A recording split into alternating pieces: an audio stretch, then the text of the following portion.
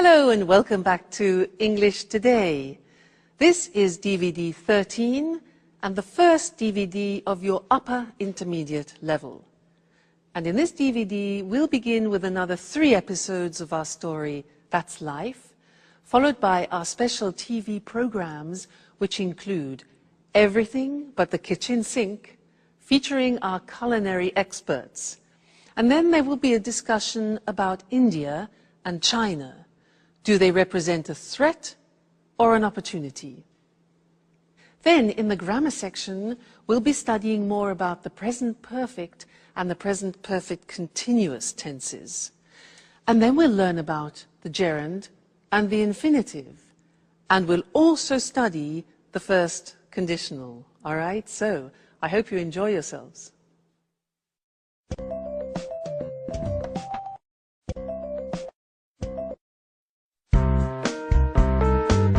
Sharon, I called a real estate agent 5 minutes ago. He deals with apartments in Japan. He said he'd send an email with some photos.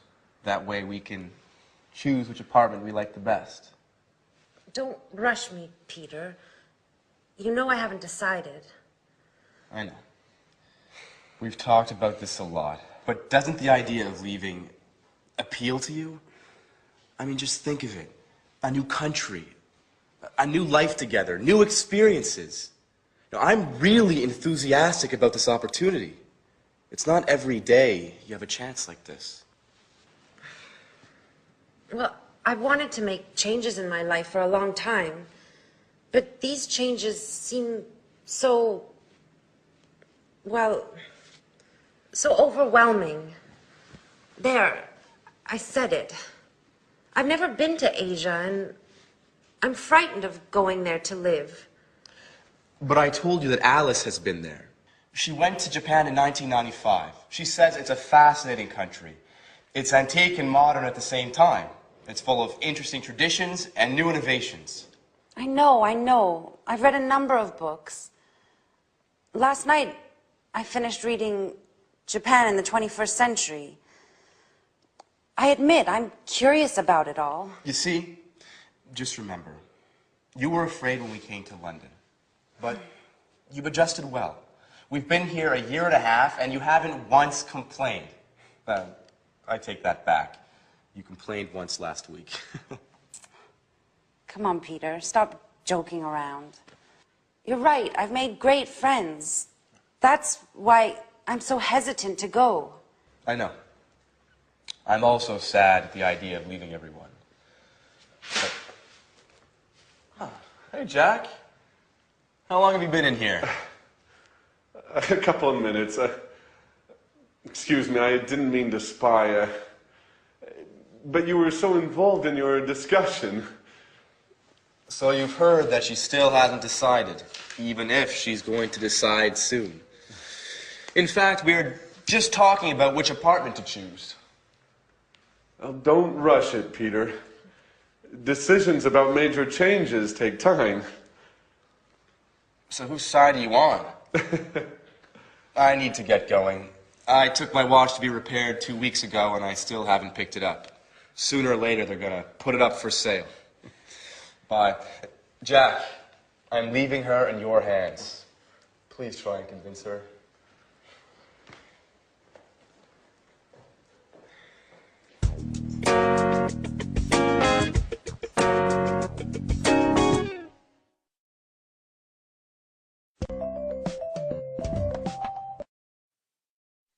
Hello again and welcome back to English Today, your live TV program where you can learn the English language. That last episode, I'm sure Jack can manage to convince Sharon to go to Japan. What do you think?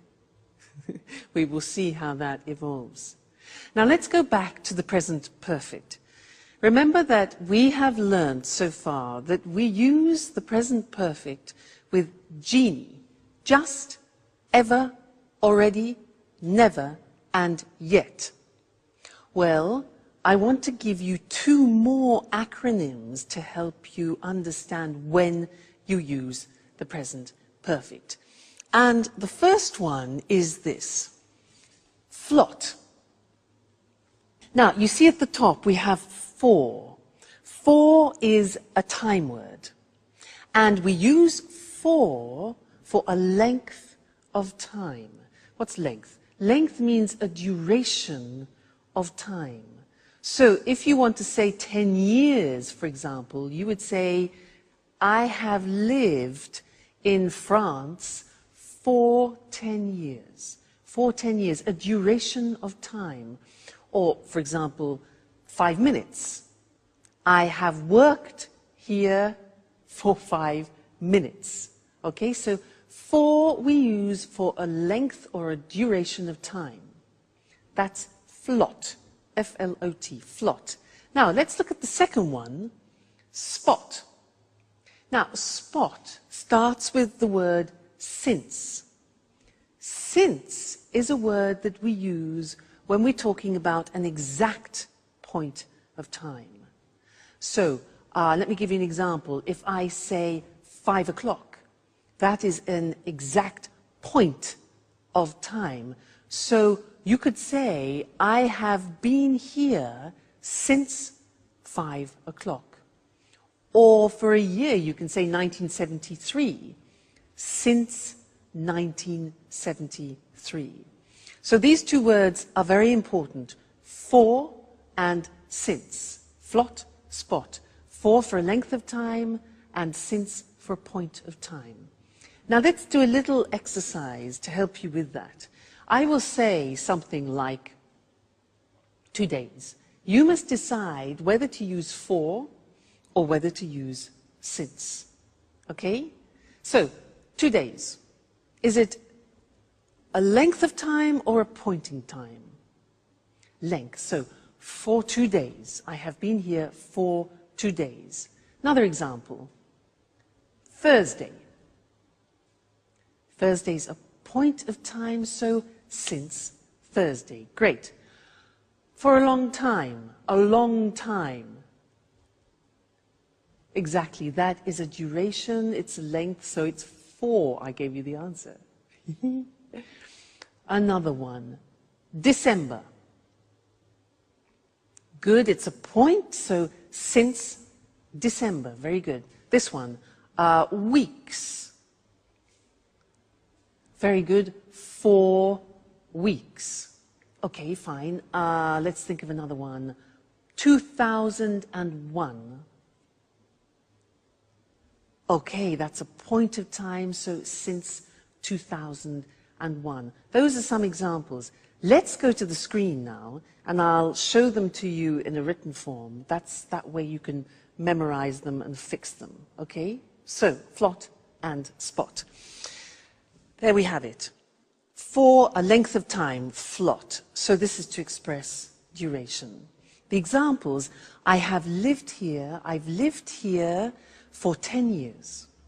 Then, he's known her for ages. Now, for ages means for a long time, okay? Then we had spot, which is since, and we use it for a point of time. The examples, she's worked there since the 7th of June. Point of time, that's a date. And they've been here since 1978, a year. Okay, so flot and spot. Now, the interesting thing is that when we ask questions about that, we use the word how long. For example, how long have you been here? And we use the present perfect. Look at the screen. We say, how long have you lived in Cambridge? And the answer would be, I've lived in Cambridge for 10 years or since 2001. You see? Now, remember that how long is different to how many times. How many times is 1, 2, 3, 4, 5. How long is a period of time? Okay? Another example. How long has he worked there? Answers. He's worked there for 10 years, or he's worked there since 1973. All right? Now, just look at the examples we practiced. We have for 2 days, for ages, 4 weeks, for a long time, duration, then since Friday, since 5 o'clock, since 2001, since I was young, and since December. Great. Okay, so there we have it. We have genie, just, ever, already, never, yet. We have flot and spot, which is for and since. This is when we use the present perfect. Great. Now, let's go back and see if Jack has managed to convince Sharon to go to Japan. Okay? Bye.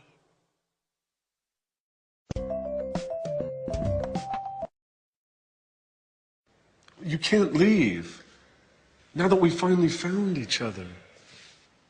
Stop it, Jack. I'm so confused. Don't you start.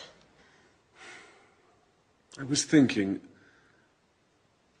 you'll be all alone in a foreign country. You won't know anyone. Peter will be at rehearsals all day. At least here you have us. I will always be here for you. Yes, I know that. Oh, and did you know that women can't go out alone in Japan? Jack, that only happens in the Middle East. Stop it now. The truth is, I love new experiences. Remember when I moved to London 2 years ago? I've loved every minute of it. But that's not what you told Peter. I said it on purpose. You know I want him to slow down. I heard what you said 5 minutes ago. You were sincere. You weren't joking. You misunderstood, Jack. I'm not afraid of leaving. I've lived in a lot of different places in my life. I've done a lot of things. I've worked as a babysitter, as a tour guide, as a waitress. I'm sure I'll find something in Japan. I know you all too well, Sharon.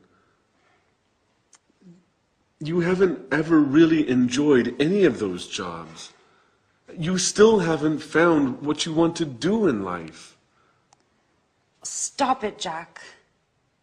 I'm glad you promised Peter to convince me to go. I didn't promise him anything. So, what have you decided? Are you going to move? I don't know. I think I will.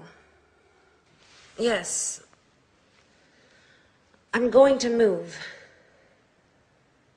If you've already decided, why did you have a job interview yesterday afternoon?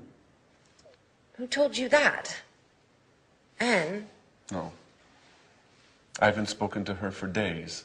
So how did you find out? It doesn't matter. So, you still haven't answered my question. I don't have to answer to you, Jack. Okay.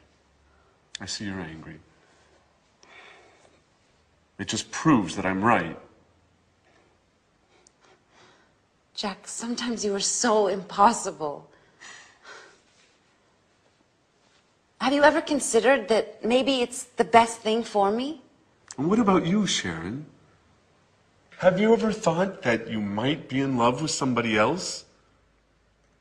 Listen, I refuse to give up.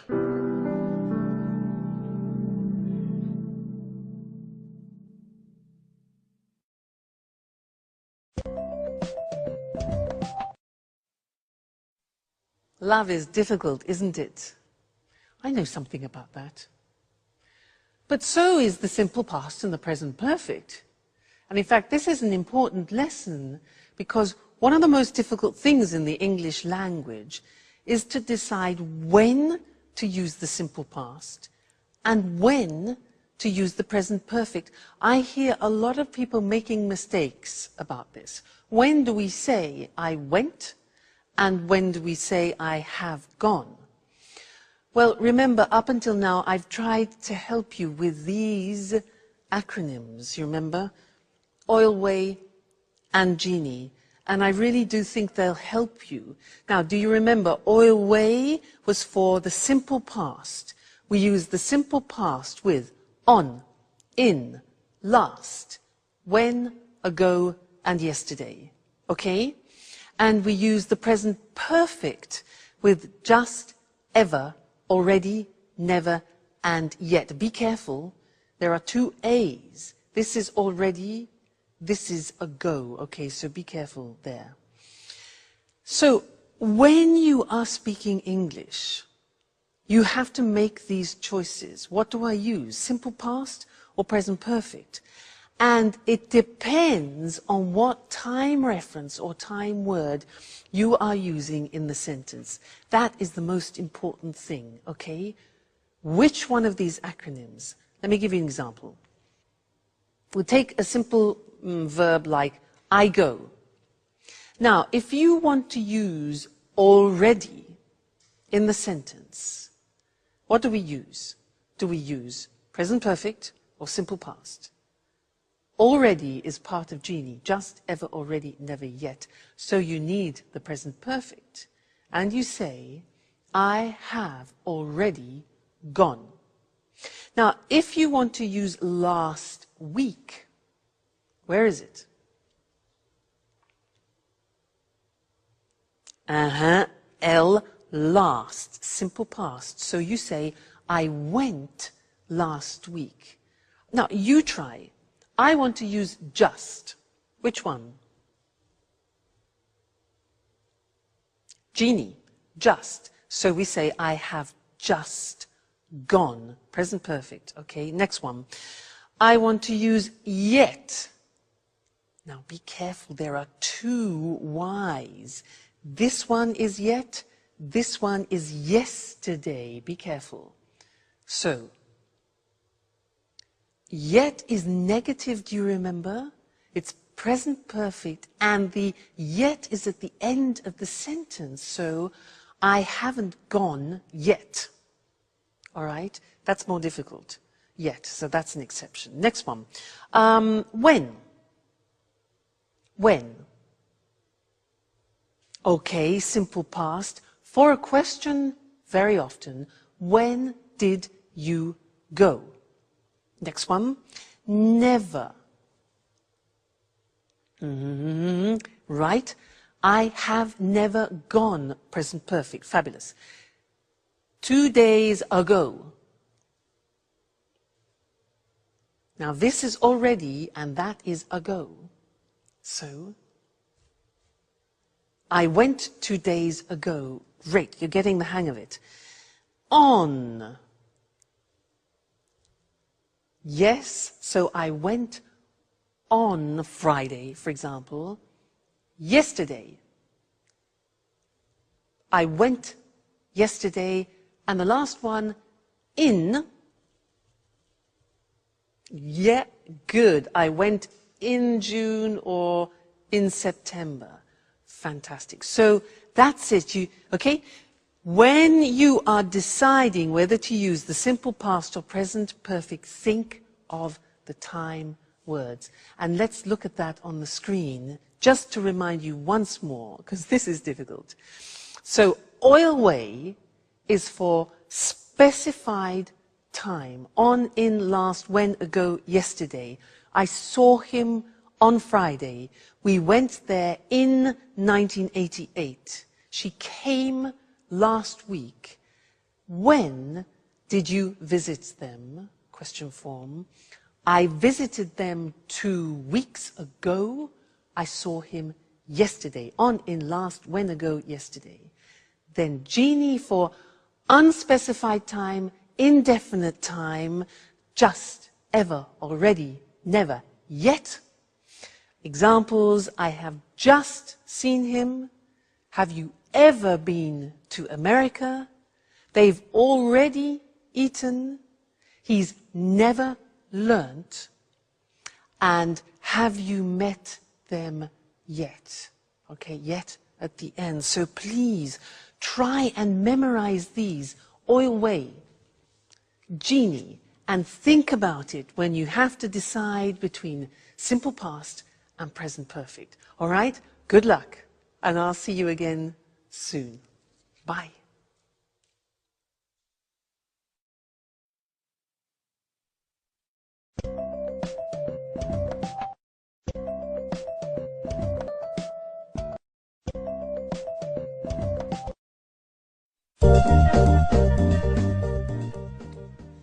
Okay.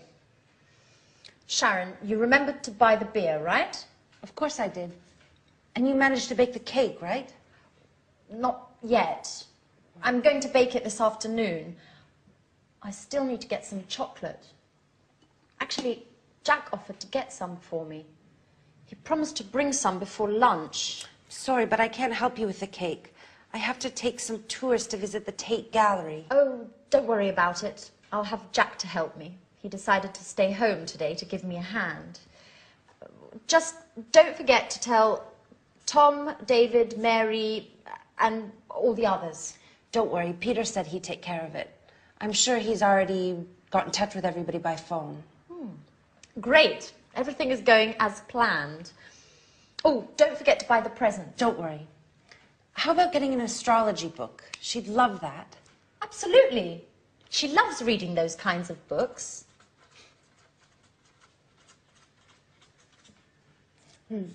I hope I can get it before I go to work. By the way, have you heard anything from Mr. Dubois? Well, he told me he expected to come, but couldn't confirm.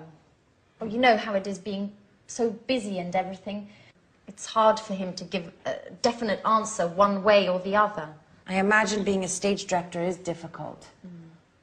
Alice would be so happy if he comes. Yes, she will. Anyway, Mum's the word. If you say anything, it won't be a surprise.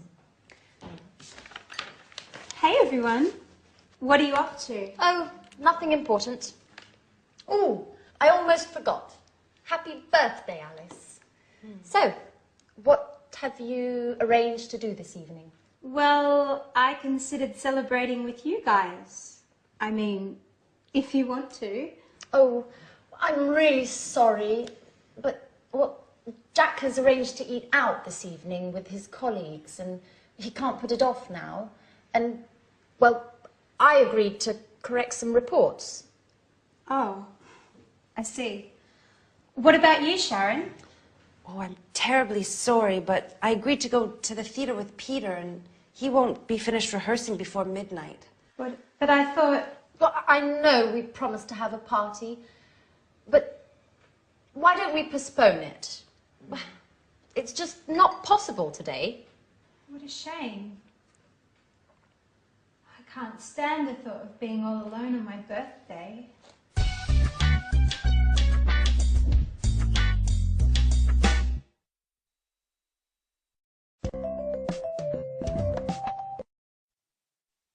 Hello again. She really believed them, didn't she?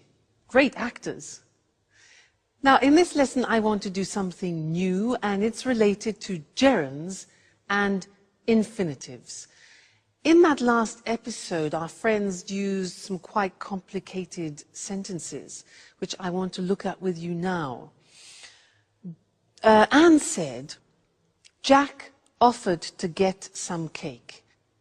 Do you notice that there are two verbs together there? Jack offered to get some cake. Now, offered here is followed by an infinitive. That's one example.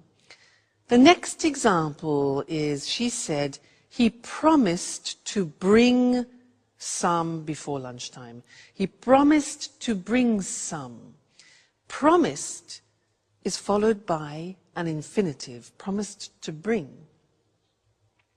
Then Anne says, she loves reading. Loves reading. Now, love is followed by a gerund. Then Sharon says, yes, I imagine being a stage director is difficult. I imagine being.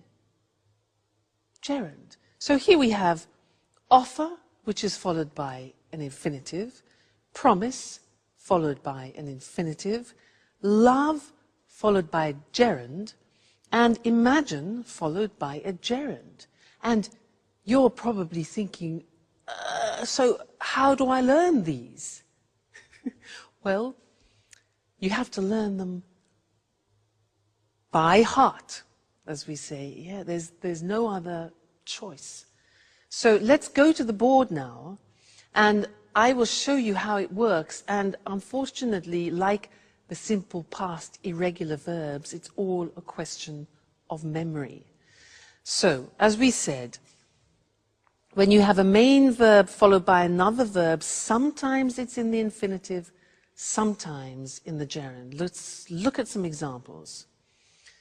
You managed to bake a cake. The verb manage is followed by an infinitive. Jack offered to get some. He promised to bring some. I have to take some tourists. Have to in the sense of obligation. What have you arranged to do? Arranged plus infinitive. I agreed to correct some reports. So there you see manage, offer, promise, have, arrange and agree are followed by the infinitive with to. Let's move on to the other examples where verbs are followed by the gerund. She loves reading. So love followed by reading. Gerund. I imagine being a director is difficult. Imagine followed by gerund. I considered celebrating. Considered followed by gerund. Celebrating with you guys. And he won't finish rehearsing before midnight. So there we have examples of love, imagine, consider, finish, followed by the gerund forms. So it's a bit complicated, and it's a question of familiarizing yourselves with the verbs that take gerund and the verbs which take infinitive. It comes with practice, don't worry. But this is just an introduction. So let's go back and see what's going on in Alice's birthday party. All right? And I'll see you later. Bye.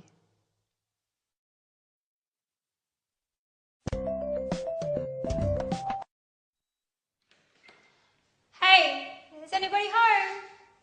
Oh. That's right. I forgot. Everyone's busy this evening. What a shame. I resent having to spend my birthday all alone. Hey, what's happening here? Surprise! Happy birthday to you. Happy birthday to you. Happy birthday, dear Alice. Happy birthday to you. Oh, I'm so happy. I didn't expect to find anybody here.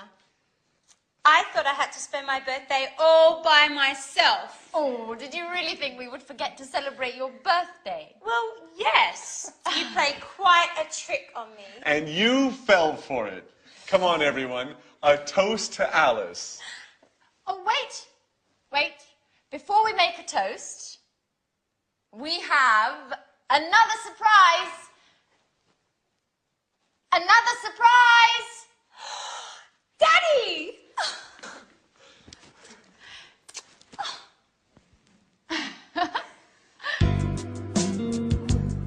This is such a great birthday.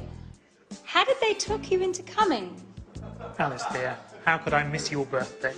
Work is important, sure, but nothing is more important than my dear, sweet, only, lovable, adorable little girl. Dad, if you talk like that, you'll make me blush in front of everybody. Listen, I know I wasn't always there for you and that I've made a lot of mistakes, but I want to catch up. Things change. I've got a suggestion for you. Do you want to come and work with me? Really? With you? What would I do? You can write scenes for my films. You've always had artistic flair. I'll teach you the tricks of the trade. You'll learn how to write convincing scenes in no time at all. That way, we'll always be together, if you want. I don't know what to say. I gave up wanting to spend time with you. You don't have to decide to do anything now. Let's celebrate your birthday. Let's toast. Cheers, Alice. Thank you so much, Daddy. This is the best birthday of my entire life.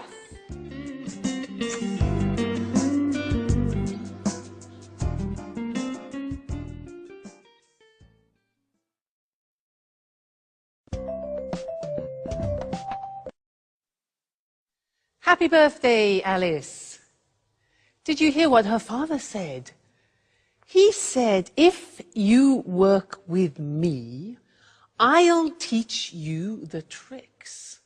Now that's an opportunity, not only for Alice, but also for us, because he used a grammatical form that I want to teach you now.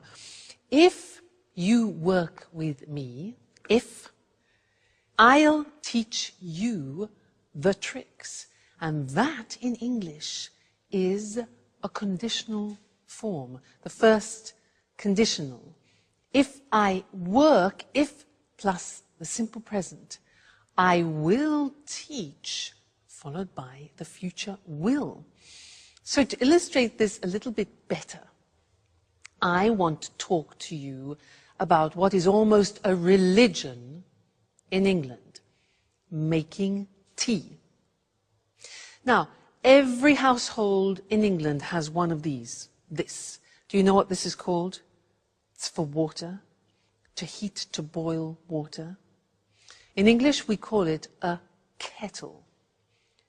Every English household has a kettle. We have all sorts of different models as well. And I can assure you, if you buy a kettle, you will never regret it. Why? Look at this. It's very light, plastic, and it's very fast. So, if you fill this kettle to about here, it's 1.5 liters. And then, here's the plug. If you plug the kettle in, the water, 1.5 liters, will boil in 3 minutes. Incredible. So, 1.5 liters, if you boil 1.5 liters, then it will be ready in 3 minutes, okay? The other good thing is that if you want to carry the water to another place, look, take it off the element, and it's portable. Now, there's one thing to remember. Inside, sometimes it gets a bit dirty. You have a special liquid to clean it. Because if you don't clean it, then it'll change the taste, or it might change the taste of the tea. Okay, so that's important. So, a kettle. If you buy this, I can assure you, you will never regret it. Okay, now, I was using some conditional sentences there, and I want to go to the screen now to look at those more carefully. It was the first conditional, using if, all right? And this is used to describe real possibilities. So, look at this. If you work with me, this is Alice's father, I'll teach you all the tricks. So we have if, then the present tense, and then will and the infinitive, which is probably different to your own language, so be careful about that. The other example, if you use a kettle, you'll make tea faster. So present tense, future with will.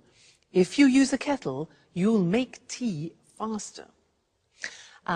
If you don't clean it, the tea won't taste good. You see the negatives there? If we don't, negative of the present, the tea won't, negative of will, taste good.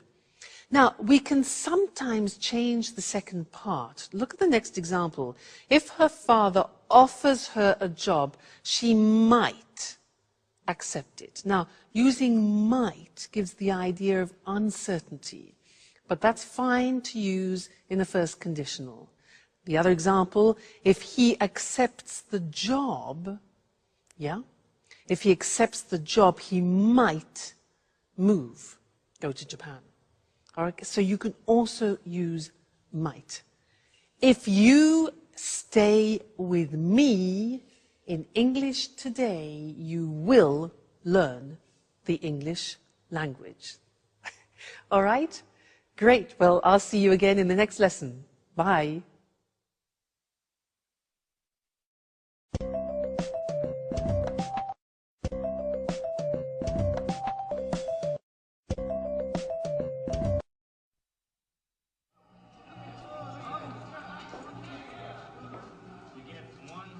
Hi, Jack.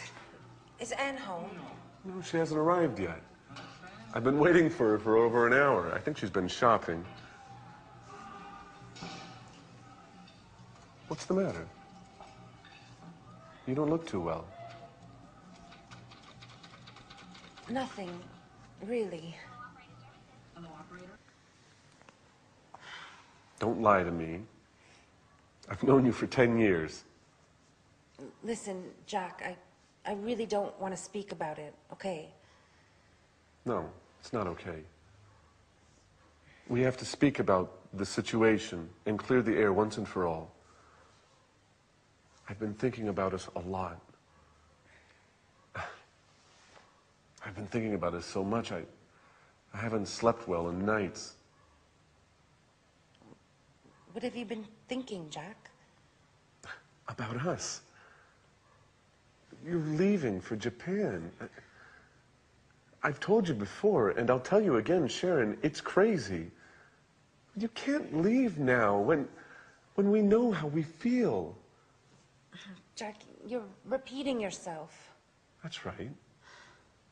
And I'll continue repeating myself until you accept the truth. We're made for each other. Stop it. You're embarrassing me. Sharon, listen.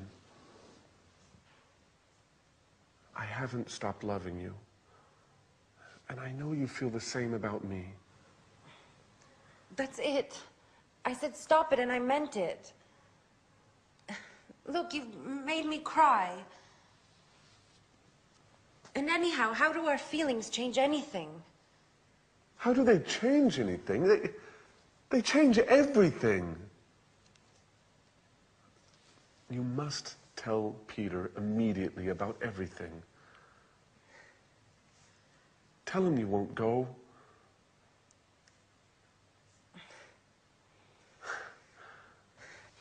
I'm so happy. I knew you felt the same way about me.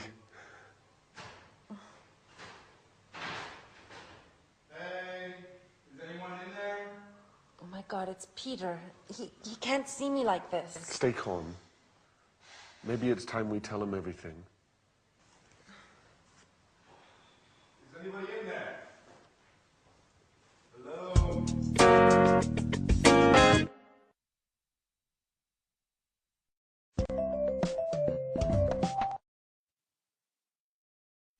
Hello, everyone, and welcome back to some more English today. It's the moment of truth for Sharon, isn't it? Now, in that episode, they used some very interesting language, and language which is a grammatical form very typical to English. It's a form you don't find in many other languages. Let me give you some examples. Jack said, "I've been waiting for her for over an hour. I've been waiting for her. She's been shopping. She's been shopping." And Jack also said, "I've been thinking a lot about us," remember? She said, "What have you been thinking, Jack?" Now that's the form that I want to look at with you now, because as I said, it's very unusual and particular to the English language. So, London Bridge, the Tower Bridge. Now that's a useful image because in fact, this grammatical form is about bridging two different forms. It's about bridging the present perfect has been or have been with the present continuous form, for example, I am working. Now, you put those together, mix them all up, ding, bingo, you get the present perfect continuous. You see, the taxi joins the two together. That's great. I'll give you an example. I have been teaching for years. Now, what does that mean? It means that I started it in the past, this action, and I am still continuing it now. So, I started in the past, have been, and I'm continuing now the continuous. I have been teaching English for years. Okay, let me give you another example. Yoga. I started yoga 5 years ago. I'm still doing yoga now. So I say, I have been doing yoga for many years. I have been doing yoga for many years. Okay, so that is this interesting mixture of present perfect and the present continuous. Okay? So, I think in order to understand it a little better, we should go to the screen so that you can see it in the written form. I remind you, it's a tense that you find in particular in the English language, not in other languages. So, here we have it. Sharon has been working as a tour guide for many months. So, an action starting in the past, continuing now. He's been working here for 5 years. He's been stands for he has been working here. They've been playing tennis since May. Okay? That's the positive form. Now, the negative form, Peter hasn't been paying attention to Sharon for a number of weeks. That's the negative. That's true. The question form is, how long have you been doing your homework this morning? Have you been doing inversion? How long has she been teaching? We use how long very often because we want to find out the duration, when the action started and the action is continuing now, so what period of time? How long have I been teaching? Then the answer would be, I've been teaching for many years. I could ask you, how long have you been learning English? You can say, well, I've been learning English for years, or whatever the answer is. So that's the present perfect continuous, PPC, and don't worry, this is not the only lesson about it. It's not easy, and I will tell you other things about it in another lesson, the next lesson. All right? So see you then. Bye.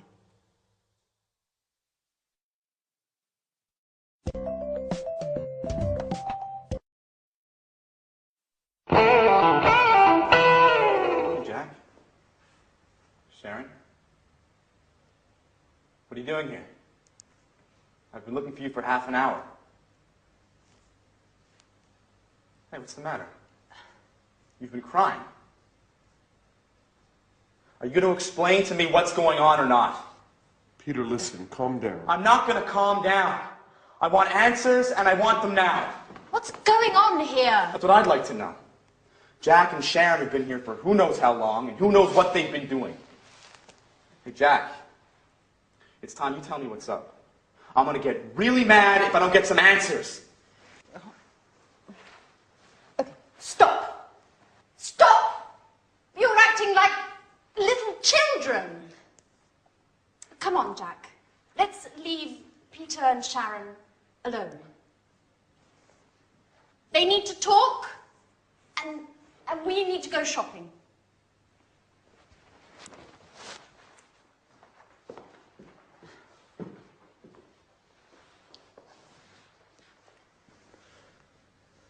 So, Sharon?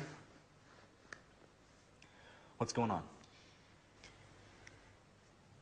Peter, I have to tell you something I've never told you before.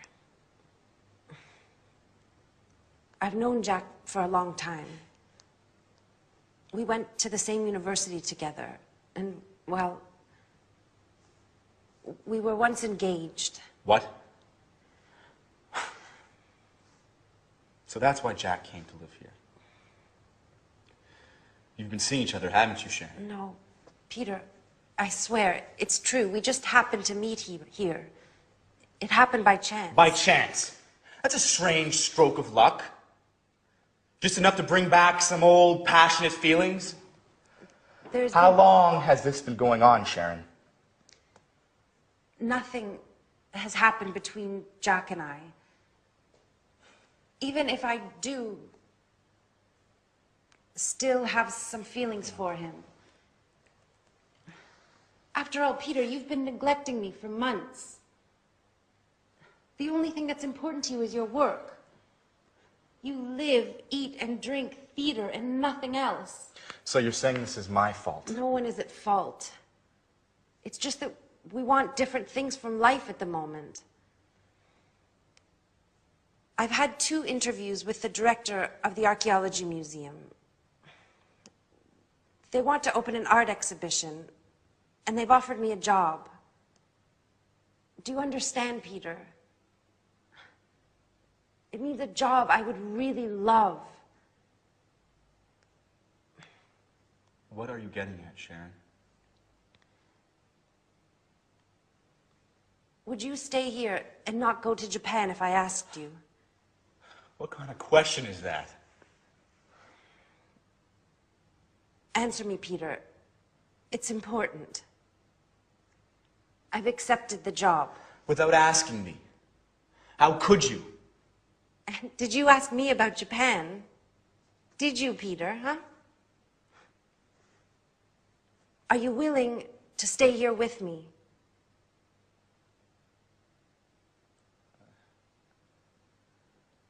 I can't, Sharon. This is my big chance.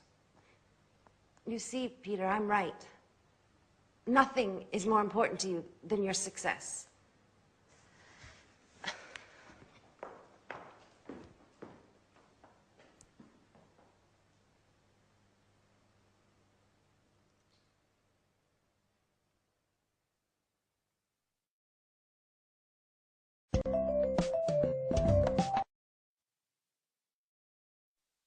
So this is our moment of truth.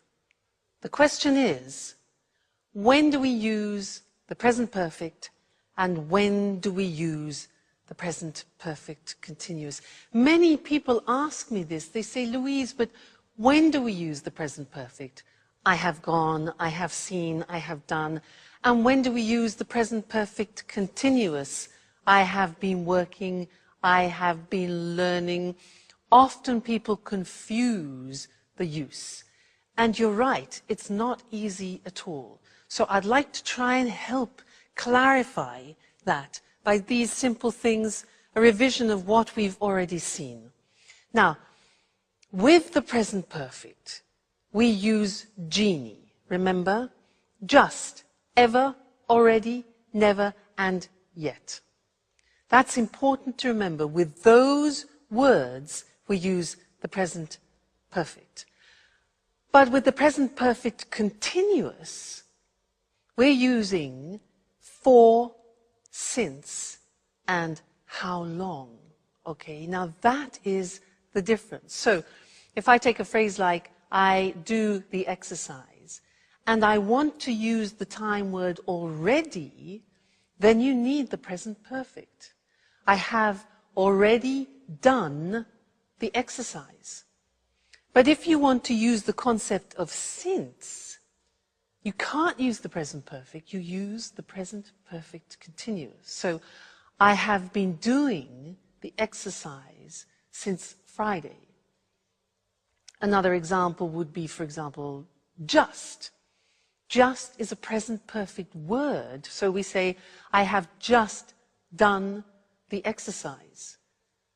If you want to use for, we're into the present perfect continuous, the PPC. So I have been learning English for many years. So do you see the mechanism? You have to think about what time words you want to use in the sentence.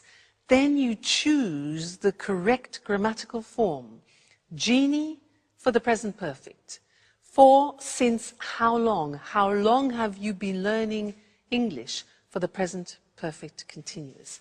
That way you can distinguish between the two forms, all right? So try and memorize those time words, and I can assure you it will help you a lot when you're speaking. All right? Great. Well, see you again in the next lesson. Bye.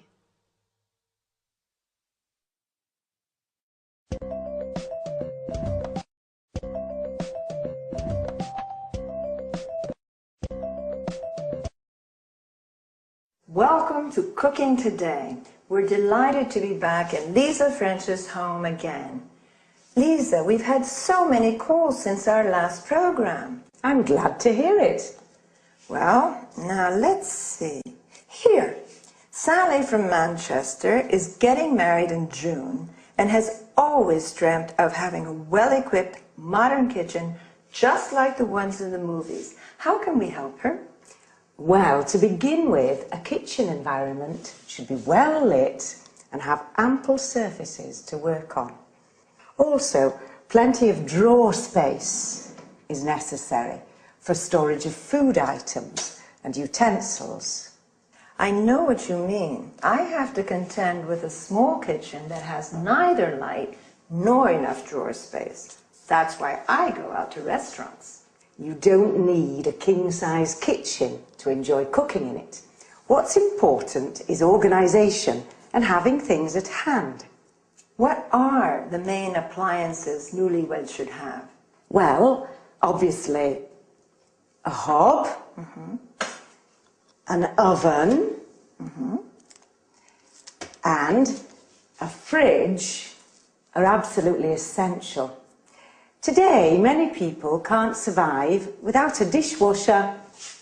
I'm one of those people. I really hate doing dishes. So do I. Getting back to the subject, I'd like to show our viewers some optional appliances. Although they're not strictly necessary, they often come in handy in large families or when entertaining guests frequently. One is the grill. Another is a deep fryer for large quantities of chips and other tidbits. That's not the appliance for me. I love healthy cooking. In that case, you need a steamer oven like this one. In the US, it's hard to find a kitchen without a microwave. Microwaves are quite useful, especially for busy people. Other appliances, which are also common in the US, are water and ice dispensers, like this one. Well, everybody seems to have a food processor these days. Why is a food processor so useful? Well, a food processor is a great boon, since it's a real space and time saver. It has many different functions. It can mince meat, grate cheese and vegetables, make breadcrumbs, pulp tomatoes, fruit, and so on. So what else can you show us? An electric beater like this can be used for whisking eggs, as well as making mayonnaise. Other kitchen aids are scales and measuring utensils. Careful weighing and measuring are fundamental for successful cooking, since recipes are generally in kilos and grams. All right. There are a lot of other things that we could talk about, but unfortunately our time is up. Lisa, once again, it's been great being here. Thank you for your help. You're welcome.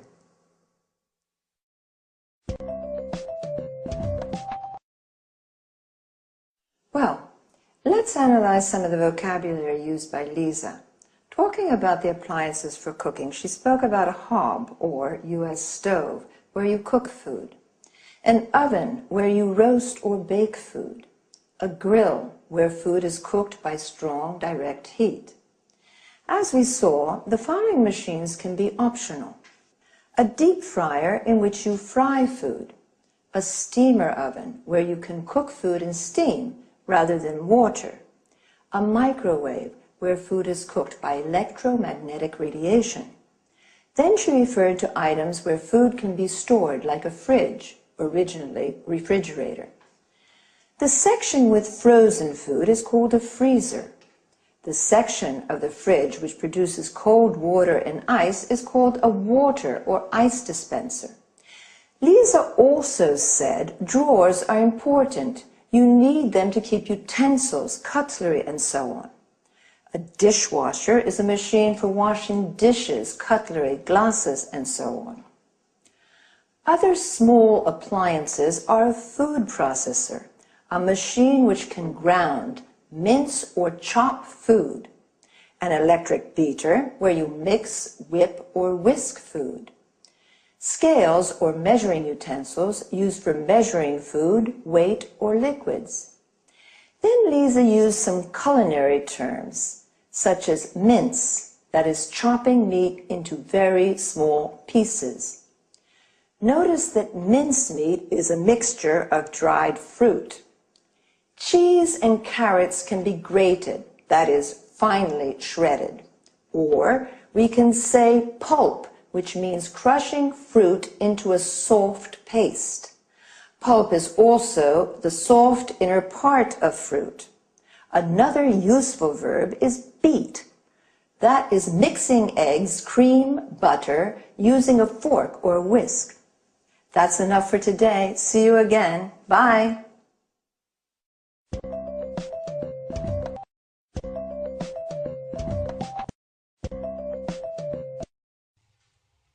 Hello, everyone, and welcome to Let's Talk, the evening discussion show with our two commentators, Tom and Marie. Good evening, everyone. Good evening. Well, let's talk business tonight. Let's talk about some important developments in the global economy. Let's talk about new markets and new commercial opportunities. In particular, I'd like to know what you think about the extraordinary economic growth that's taking place at the moment in some parts of the world. Are you referring to China? Yes, and also to India.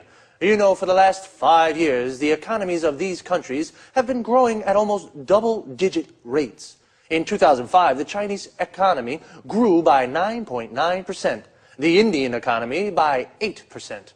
Compare this with an average of only 1.3% in Europe's Eurozone. How do you see these developments? Is this enormous economic growth an opportunity or a threat for European producers? Well, I'm rather concerned about it, and I believe that many European industrialists are concerned too. These two Asian giants with their enormous populations are threatening European manufacturing and jobs. The fact is that labor costs are so low in China and India that European manufacturers just can't compete. Sorry, Tom, but I really don't agree with you. I don't see these growing economies as a threat to European producers. I believe that China and India offer new, important markets to European manufacturers. You know, both countries have middle classes that are becoming larger and larger. These people are becoming wealthier and are looking to spend their money on luxury goods made in Europe. So, Maria, according to you, European companies can sell their high-quality goods to middle-class Indians and Chinese. Exactly. In this way, European exports to China and India are predicted to increase. Just a second, Marie. The reality of the situation is rather different. India and China are selling much more to Europe than Europe is selling to them. I accept that's true at the moment. But don't forget, Tom, that cheap Chinese goods have helped to keep inflation low in European countries. And this has helped keep interest rates low too. So, consumers have been able to save money and spend this money on other things. Well, I agree with you that European consumers and industrialists have benefited from trade with China. Of course. What's more, today, more and more European companies are building factories in China or are having their goods produced there. Exactly. That's the problem, Marie. European industrialists are deciding to have their goods produced in these countries because labour costs are lower. If we continue like this, lots of factories in Europe will close and the number of unemployed will rise. Well, I can certainly see that you have different opinions on these issues. I think you're both right. Like most things in life, economic growth in China and India has its good and bad points. It can either offer commercial opportunities to some European producers, but it can also pose a threat to other sectors of European manufacturing. Okay, let's say goodbye to Tom and Marie. Goodbye. Goodbye. Goodbye to everyone, and see you again for another appointment of Let's Talk. So, we've just spoken about developments in the global economy. The global economy is the economic system of the world. An important development is the economic growth in China and India. Economic growth is the development of an economy. The Indian economy grows by 8%. Notice the use of by. The Chinese economy grew by 9.9%. Here, notice also how we say 9.9. Is this economic growth threatening to European producers? A threat is a danger, and the verb to threaten means to put in danger. One opinion is that the economic growth of India and China is threatening European producers. Producers are companies that make products. Another word for producer is manufacturer. Why is it a threat? Because there are low labor costs in India and China. Labor costs are how much a company pays its workers to produce something. The number of unemployed will increase in Europe. This is the number of people without a job. We say someone is unemployed when they don't have a job. Another opinion is that it isn't a threat. Actually, it's creating new commercial opportunities for European manufacturers. New commercial opportunities are new markets for products or the chance to sell more to existing markets. Just quickly, before we run out of time, there are a few useful expressions for discussions I'd like to look at. A polite way of asking someone's opinion is, I'd like to know what you think about. When you strongly disagree with someone, you can say, sorry, but I really don't agree with you, or just a second. But if, on the other hand, you agree, you can say, I accept that's true, or I agree with that. Well, that's all the time we have for this time. See you soon.